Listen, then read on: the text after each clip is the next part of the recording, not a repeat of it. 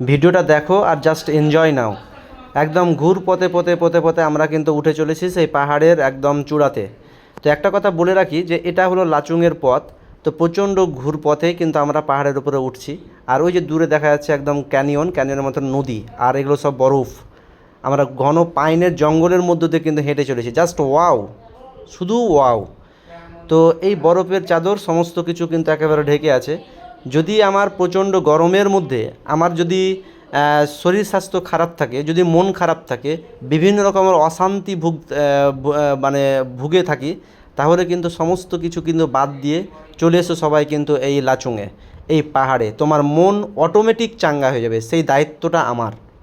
মানে just wow, পিছন দিকে দেখো তো ভিউটা, বাপরে বাপরে, সেই যে বরফ, সেই বরফের চাদর, আর তার মধ্য দিয়ে খাড়া পথে একদম উপরে উঠে যাচ্ছি।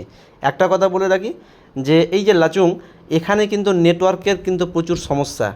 একদম যতদিন লাচুংয়ে স্টে করবে কোনো রকম নেট চলবে না। একমাত্র যদি চলে তাহলে সেটা হলো যে এয়ারটেল, আর জিও তো চলেই না। তো এই যে নেট ছাড়া বা মোবাইল ছাড়া থাকতে গেলেও কিন্তু কোনো সমস্যা নাই এত সুন্দর ভিউ দেখলে।